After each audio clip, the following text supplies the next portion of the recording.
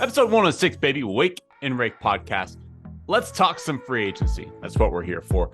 Will Middlebrooks is not here. I'm riding solo today, but I understand it's Thanksgiving week, so happy early Thanksgiving to everyone. And because it's Thanksgiving week, I get it.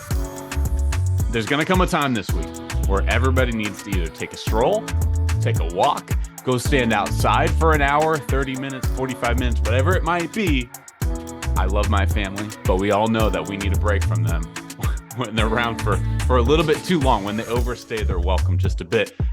Mom, dad, family, I love you, but we all understand. So this is what I'm here for. Take some time away, listen to the Wake and Rake podcast. We're going to be talking a little bit about free agents today, under the radar free agents. We're already seeing a little bit more rumblings, some more stirrings. Aaron Nola is going back to Philadelphia. He got a 7-year deal, $172 million to stay with Philadelphia. Managerial openings are almost all wrapped up. There's still one opening remaining. Today, though, because Will and I are eventually going to be picking our matchmakers, the big-time free agents, your Ohtanis, your Yamamotos, the big name guys. Will and I are going to be kind of making our predictions and breaking down into a little bit further detail. Today, I'm riding solo, so I'm going to be talking about free agents that nobody's talking about because I'm trying to be different. Let's zig while everybody else is zagging, right? First, Aaron Nola, going back to Philadelphia, as I mentioned, with a 7-year, $172 million deal. Dave Dombrowski does it again. Since taking over for Philadelphia less than 3 years ago, Dave Dombrowski spent $300 million on Trey Turner. He extended Aaron Nola, $172 million. He extended JT Realmuto for $115 million. Signed Nick Castellanos to $100 million. Kyle Schwarber, $79 million. Taijuan Walker, $72 million. Dave Dombrowski has that reputation for a reason. He likes spending money, and it's paying off for him. Back-to-back NLCS appearances for the Phillies. They made it to the World Series 2 years ago, and then they fell short last year in the LCS. Second note, as we creep closer to free agents, new managers across the board. There's still one opening remaining, but Ron Washington is going to be the Los Angeles Angels manager. Joe Espada was named and introduced as the Houston Astros manager. Craig Counsell, Cubs manager. Pat Murphy, longtime minor league coach and collegiate coach. He was formerly at Arizona State for a while. He was the AAA manager with the Padres for a while. He's going to be the Brewers' new manager. Bob Melvin, this is kind of old news now, but of course he's now in San Francisco. Some more Bay Area familiarity. Stephen Vogt is going to be the new manager in Cleveland, his first ever managerial gig. He was playing ball for the Oakland A's just 2 seasons ago. And then Carlos Mendoza for the Mets, he will be taking the helm there. The one spot that's still remaining, there is an opening in San Diego still. Expectations is that they're going to be naming their manager very, very soon, as they should be, because free agency is starting to kick up a notch. Of course, in that same breath, San Diego's dealing with some unexpected sadness, is what I should say. Peter Seidler, the beloved owner of the San Diego Padres, he took over and took over responsibility of the club in 2020. He unfortunately passed away this past week. He had dealt with different causes of health issues over the past couple of years, including cancer, and unfortunately it did take his life. And Padre fans, Padre players, pretty outspoken and just overcome with sadness over this last week, because this is a guy that took over a historically losing franchise, a franchise that does not spend money at all, doesn't invest into a club. When Peter Seidler took over in 2012, him and his group, I should say, in 2012, the San Diego Padres had the lowest payroll in all of Major League Baseball, 30 out of 30, $55.2 million. That's when Peter Seidler and his group purchased the club. They purchased it the 2012-2013 offseason. In 2020, Seidler bought out the shares and he took full control of the team in 2020. And then by 2023, this past season, the Padres had the third highest payroll in all of Major League Baseball with a $256 million payroll. And a lot of people would respond to that and say, well, the Padres didn't exactly do anything with that payroll. They missed the playoffs. But look at how legitimate and formidable the San Diego Padres now are because of Peter Seidler, because his willingness to spend money on a roster. And he brought baseball back to San Diego, a team that hadn't won anything in 2 decades. And now they have Tatis and Machado and Soto and Yu Darvish. And they had Josh Hader last year and Musgrove. Like, championships aside, baseball means something in San Diego, and a lot of the reason is because of Peter Seidler and what he had done with the team this past decade and a half. So that's tough. It's really tough. But I just hope that whoever it gets handed over to continues the vision that Peter Seidler had for this club. I touched on the main piece of our episode today is free agents nobody's talking about. While you're taking your break away from your family, we're talking about guys that fly a little bit more under the radar. Brandon Belt, for example, Tony Kemp, for example, some pitchers that maybe you didn't even realize were free agents, maybe Hyunjin Ryu. Okay, we'll get there.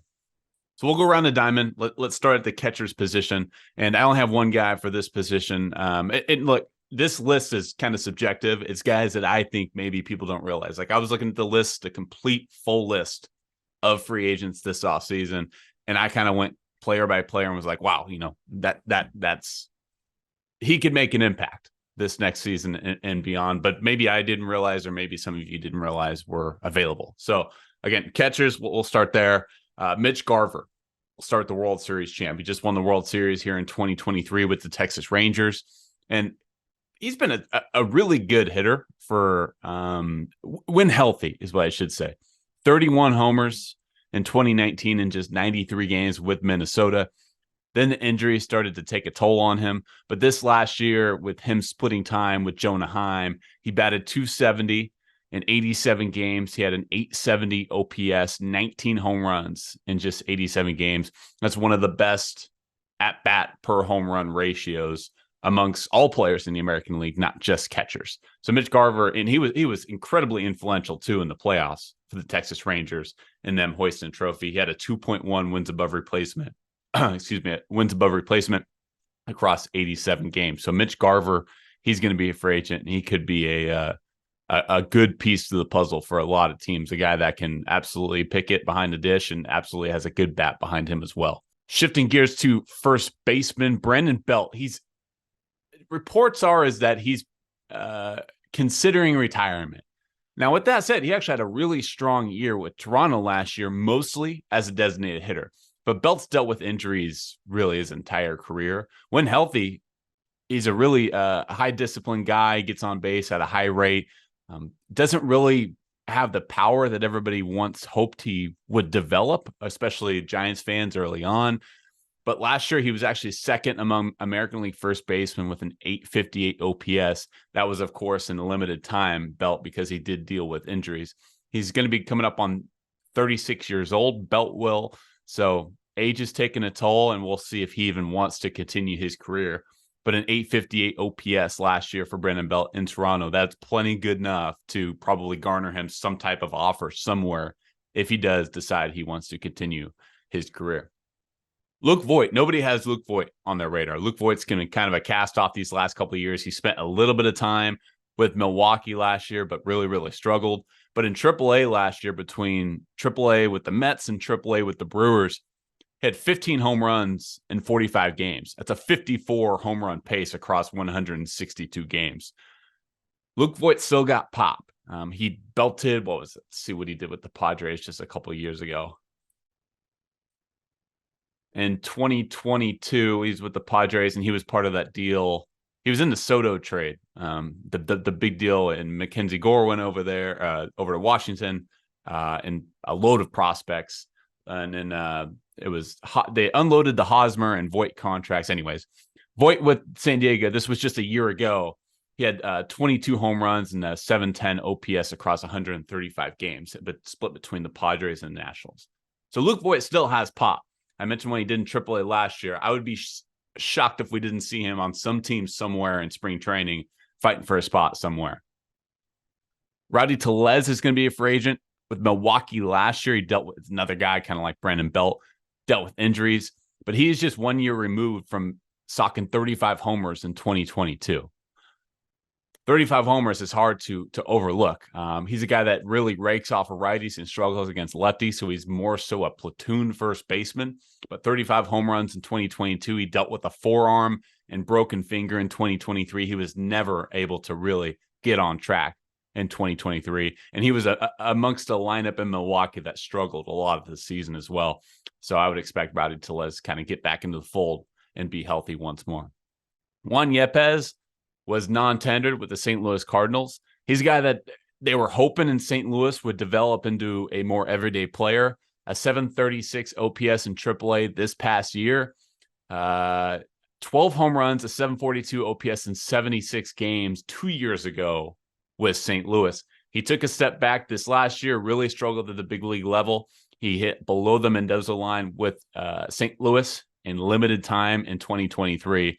It was a bit of a surprise in St. Louis when they decided to not retain a 25-year-old first baseman who did show promise just 2 years ago, but it came down to amount of roster spots. St. Louis is looking to make some noise this offseason, especially pitching-wise, so they needed to open up some more roster spots on that 40-man, so Juan Yepez could be an option for somebody as a first baseman.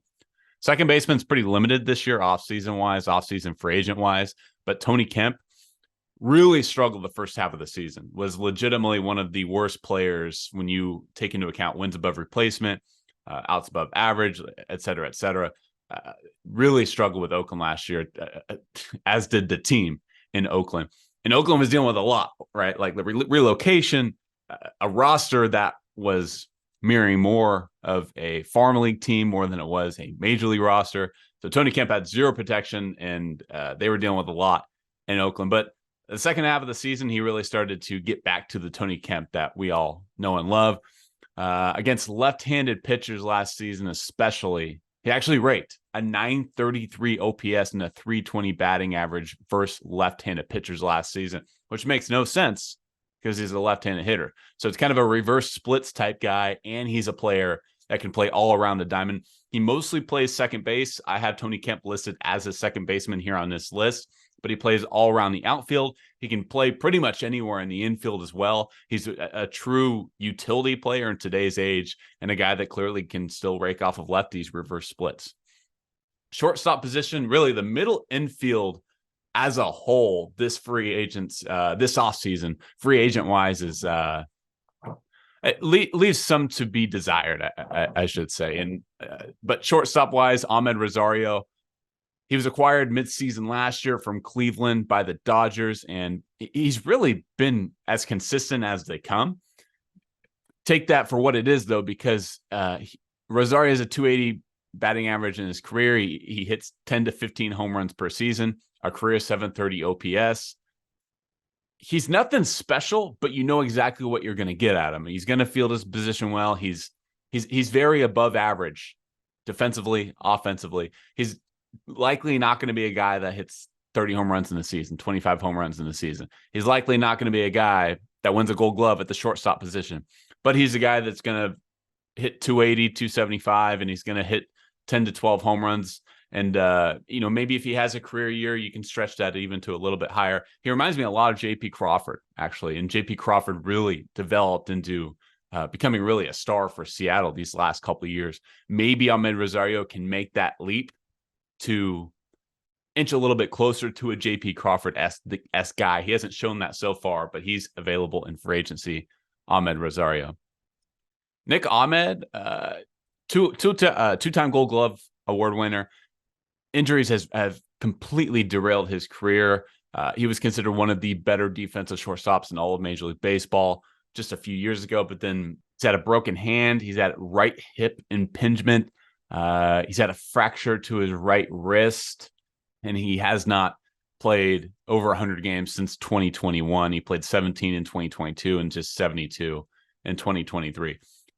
With that said, and the biggest bugaboo for Ahmed, too, has always been his bat and lack thereof, really. He's a career 684 OPS, career 234 batting average. So he does not swing the stick well. But defensively, he's still, according to the stats, he still can pick it. 6 outs above average last season in limited action. That's in the 90th percentile in Major League Baseball. And I mentioned he's a 2-time Gold Glover. So he can still pick it defensively as long as he's healthy. So maybe he could be an option as a utility, backup shortstop, backup middle infielder for somebody out there. Over to the hot corner. Mike Moustakas quietly had a pretty strong year last year for the Angels. He was acquired midseason from Colorado. He had some good numbers with Colorado, but people were questioning how much were those ballooned because of the Coors effect, right? Well, last year he had a 721 OPS and 11 home runs against right-handed pitchers last season. I would say his career against lefties is probably over and done with.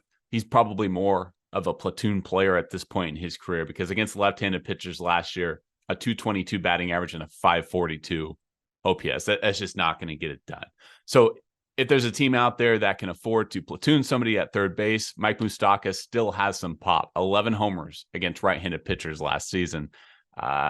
In total, he had 12. So 1 home run off of left-handed pitchers, 11 off of righties. He can still hit off right-handed pitching. Lefties, not so much.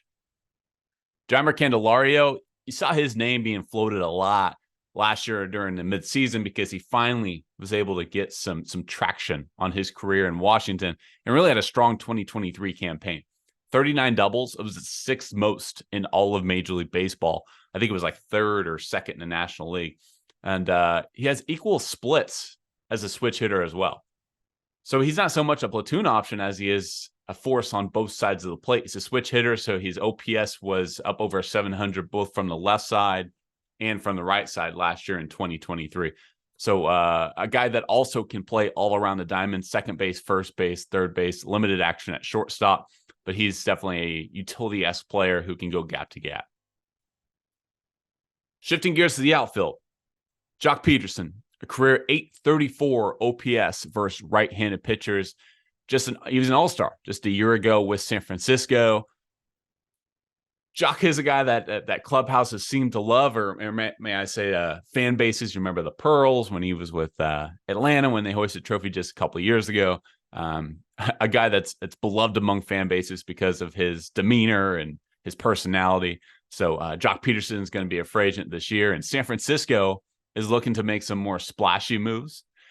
He could certainly be an option depending on what Joc's offers are. If somebody wants to offer Joc a long-term contract, that's going to be very difficult for him to turn the other direction to.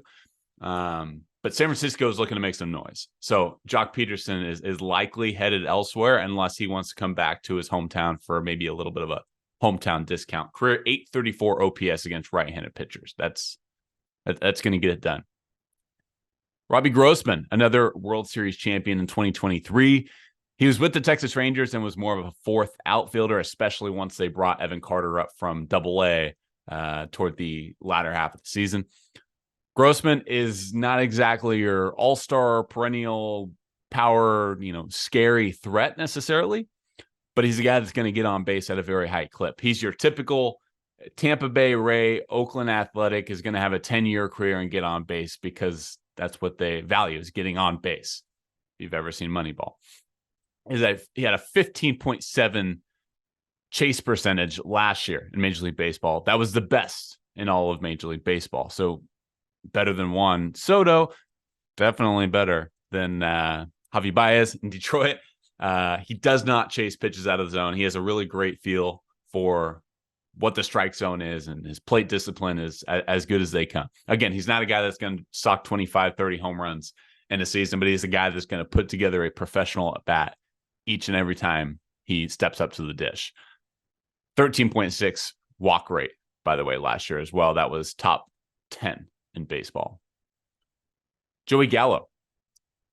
I know. Everybody just went, whoa, why are we talking about Joey Gallo? This isn't 2018, 2019. Have you seen his numbers lately, Danny?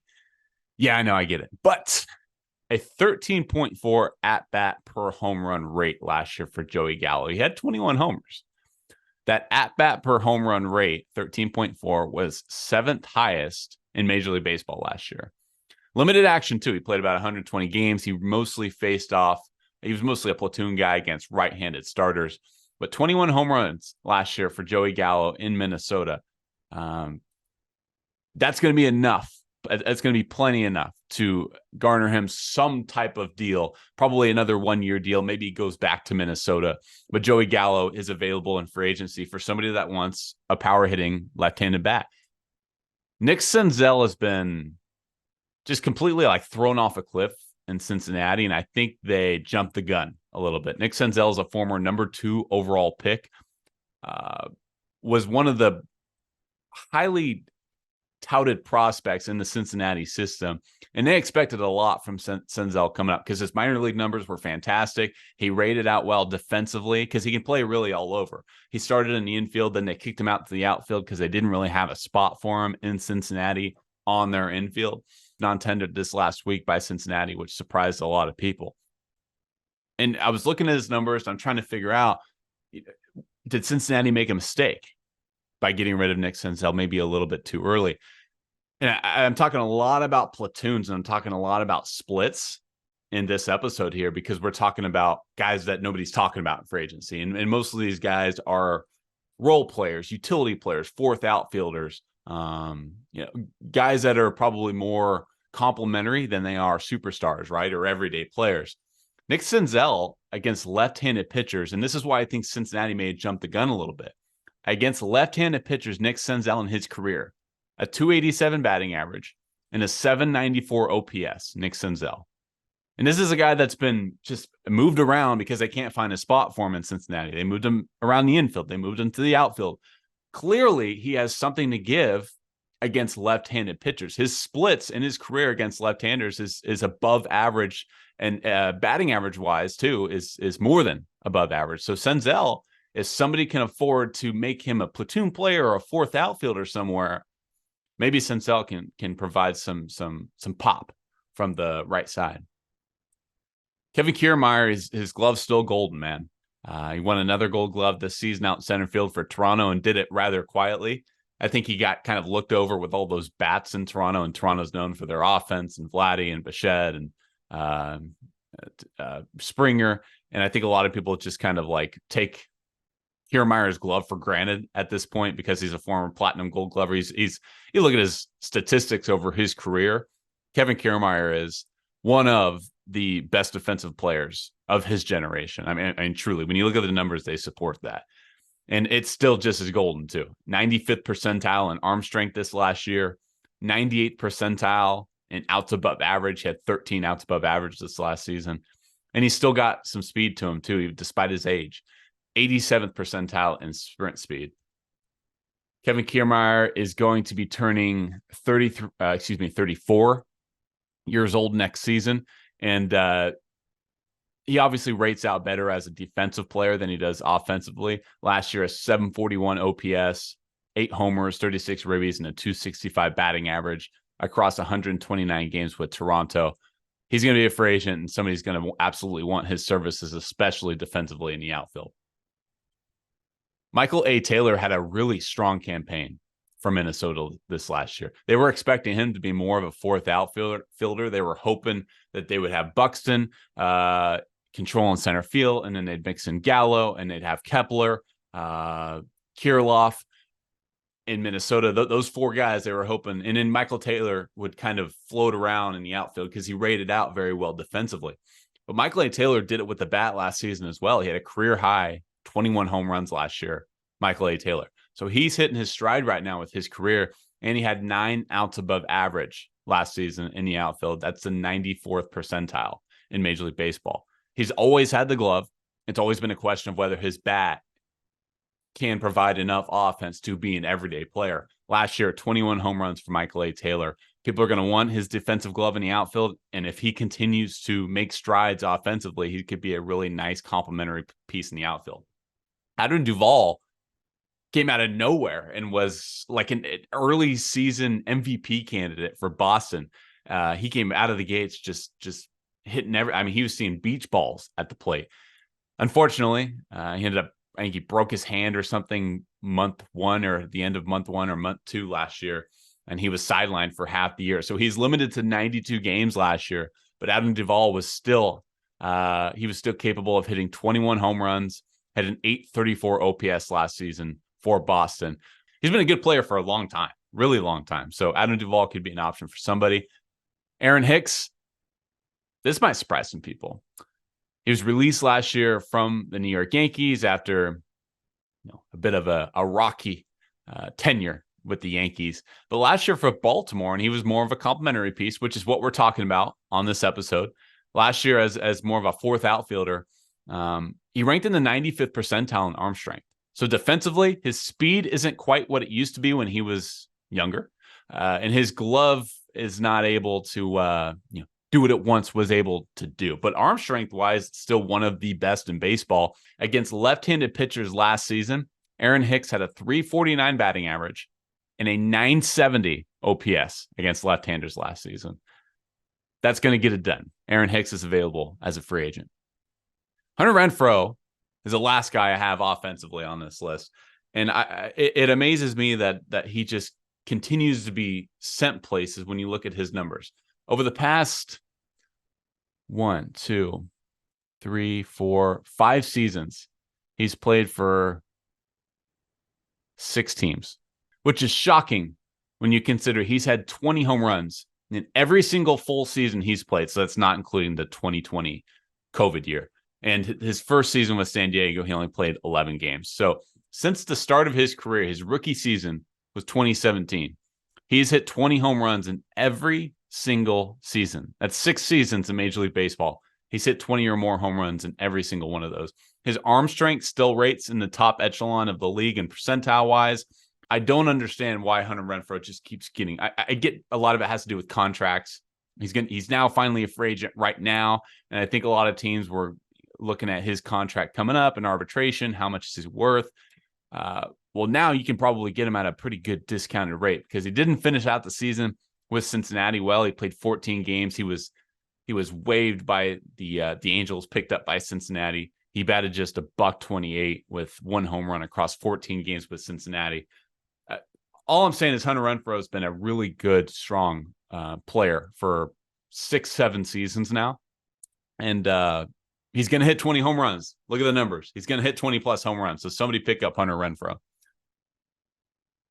All right, let's shift over. I'm already losing breath. I'm already missing my co-host here because I'm getting tired here. My voice is getting tired. Starting pitchers, and then we'll move into relief pitchers and kind of wrap things up here. Starting pitchers, Mike Clevinger. And I know he's been canceled before, and a lot of people don't want him part of the clubhouse, kind of similar to Trevor Bauer, because of the allegations and legal activity that he was a part of, especially this before this last offseason. As a player on the baseball field, Mike Clevinger had a really strong year in 2023, despite a treacherous year in the south side of Chicago last year. Mike Clevinger, a 3.77 ERA across 24 starts last season, and his season got better as the season went on. It got off to a little bit of a rocky start. He was still kind of dealing with probably some lethargy because of the injuries that he's been dealing with over the past 4 or 5 years of his career. But he was probably the most consistent starter for Chicago last season. That's including Dylan Cease, because Dylan Cease was a little bit rocky at times. Giolito was rocky at times. Michael Kopech was rocky at times. But Clevinger was their most consistent starting pitcher last season. 24 starts, 3.77 ERA. He'll be a free agent. Tyler Mahle, a guy that's dealt with injuries the past few years of his career. But you look at his career in totality, a 3.90 earned run average across 70 starts since 2020. Tommy John in 2023. So will Tyler Mahle be available in 2024? He had Tommy John surgery early on this last season. It was back in May of this last season that he had that Tommy John surgery. It depends on the person. Like some TJs, people can get back within 12 months. Some people, it's 14 months, 18 months. It kind of depends. The best case scenario for him would probably return around the All-Star break of the 2024 season. So maybe you don't see a team sign him during the off season, but keep your eye on Tyler Mahle as the season continues, because if he's, some people come back stronger from Tommy John surgery. So Tyler Mahle, who has a good resume across his career, if he's able to get back healthy and maybe even come back stronger, he could be a piece for a playoff team during the second half stretch run. Wade Miley, not a big strikeout guy. He's a former like top prospect too. I want to say he was drafted first round. I want to say he was top 5. Let's see. Wade Miley, first round. Nah, I'll take it back. It looks like he was 43rd overall, the 43rd overall pick in the 2008 MLB draft by the Arizona Diamondbacks, Wade Miley. But he was really like disappointing for the first half of his career. The first 6 or 7 seasons from 2011 to 2017, he compiled a 4.38 ERA, which is like decent enough, to get by. But since 2017, he's kind of found a new level to his game. 42 and 24, a 3.43 ERA. And again, I say he's not a high strikeout guy. His strikeout percentage he's got a 6.7 strikeout per 9, which is one of the lower marks in Major League Baseball. But he produces low contact, low hard hit rates, and 112 starts since 2018, a 3.43 ERA, 42 and 24. So he gives you a chance to win. Wade Miley is going to be available as a free agent this offseason. Somebody to keep your eye on. Hyunjin Ryu, another Toronto Blue Jay on this list. He's another guy that's dealt with a lot of injuries the past couple of years. He missed most of 2022 and most of 2023 with Tommy John surgery. A 3.46 ERA across 11 starts here in 2023. The first couple starts were really shaky, and that's to be expected for a guy that hasn't pitched in nearly 2 seasons. But he ended up, again, a 3.46 ERA across 11 starts this year. He did not get a start in the playoffs, probably not healthy enough. They went with Gosman game 1, and then it was Jose Barrios game 2, and then they got swept by Minnesota. So Hyunjin Ryu never even really got a chance to pitch in the postseason. Not that he was going to, but regardless, Hyunjin Ryu is going to be 37 years old next year. So he's up there. But again, I just said with Tyler Mahle, guys that come back from Tommy John can often come back stronger. So if last season's 11 starts for Ryu was any indication, 3.46 ERA across 52 innings, 38 strikeouts, could be a really solid 4th, 5th, maybe even 3rd starter for somebody. Here's somebody that really nobody is talking about at all, and that's because he's coming over from a stint in Korea. Eric Fedde, total cast-off, not only from the Washington Nationals, but all of Major League Baseball. Hit a career ERA, Eric Fedde, when he was with Washington as a starter across 6 seasons, a career ERA of 5.41. He was 21 and 33, 7.0 strikeout per 9. So really struggled across his first 6 seasons with Washington. They really liked his potential. A former first-round pick in 2014, he never really developed into the pitcher that they hoped he would. So Fedde was non-tendered in November of 2022 last season and became a free agent. Instead of returning to Major League Baseball, he signed with the NC Dinos of the Korean Baseball League. And he was an all-star for him. He was awarded the Choi Dong-won Award, which is essentially the Cy Young Award for best pitcher in the KBO. So Eric Fedde was the best pitcher in the KBO last season. He went 20-6 with a 2.00 ERA across 30 starts for the NC Dinos last year. We've seen this story before. Merrill Kelly, Nick Martinez. That might be a foreshadowing for our relief pitchers, by the way. Nick Martinez. We've seen guys go over to Japan, resurrect their careers, and learn some new ways to manipulate baseballs and new grips and new pitch grips that they can find when they're overseas. And they come back to Major League Baseball and they're a little bit more mature. They developed a little bit more. Maybe Eric Fedde could be an option for a team that wants to take a chance on, it'll be a low cost option. He's not going to be demanding 5 years or anything. Chris Flexen is another guy that comes to mind too, that went overseas and was able to have a couple good years. So keep your eye on Eric Fedde. Could be an option, either as a relief option or a starting pitcher. Which is a great transition because now we're going to be talking about relief pitchers. And this is kind of like a dominant theme for my relief pitchers. It's former starting pitchers that are now transitioning into becoming relief arms. And I just mentioned how Eric Fedde could be one of those guys. The first guy I have on this list is Sean Manaea, a guy that was a starting pitcher, and he's pitched a no-hitter before when he was with Oakland. And he had a really promising start to his career with Oakland, San Diego. San Francisco last year, they tried him out as a starter, and it did not work out. The last couple seasons between San Diego and San Francisco, his numbers as a reliever versus as a starter, night and day. But last year, second half, they kicked into the bullpen in San Francisco, and he had a 3.43 earned run average as a reliever. Also, you saw a tick up in his fastball as well. He topped out at 98 miles per hour last year, and that was, of course, out of the bullpen. Last year, it was a career high 93.6 miles per hour average fastball, and I mentioned he topped out at 98. So it depends on what Sean's going to want to do. If he wants a starting spot somewhere, he'll probably have to look to more of a rebuilding team, or maybe a small market team, maybe somebody like Cincinnati, Miami, Kansas City. If he wants a starting spot in the starting rotation, that's probably the opportunities that are going to be presented to him. But if he wants to pitch on a contender, there's a lot of people that are going to want Sean Manaea as a relief pitcher, and he could be very, very valuable from the left side with that funky arm slot that he has. And now he sports a fastball that's averaging up in the mid-90s now, which is something that he has not been able to say much of his career. Another lefty that he was put back into the rotation after pitching out of the bullpen in 2022. He was coming off of Tommy John surgery, and so they kind of were slowly working him back into things in 2022 in Seattle and San Francisco. In 2023, Detroit Tigers signed Matthew Boyd back after he started his career in Detroit, and they put him back into the starting rotation. Well, Boyd really, really struggled as a starting pitcher last season, and he struggled much of his entire career missing bats as a starter. In his career, a 5.02 earned run average. As a relief pitcher, Matthew Boyd has a 1.71 earned run average. If he's willing to transition to the bullpen, maybe he could be a piece. Reynaldo Lopez was kind of shipped everywhere last year. Started out in Chicago, was shipped over to the Los Angeles Angels at the deadline. Then the Angels ended up waiving him, and he wound up finishing the season with Cleveland. And he finished the season strong, too, with Cleveland, by the way. 12 scoreless outings to finish the season.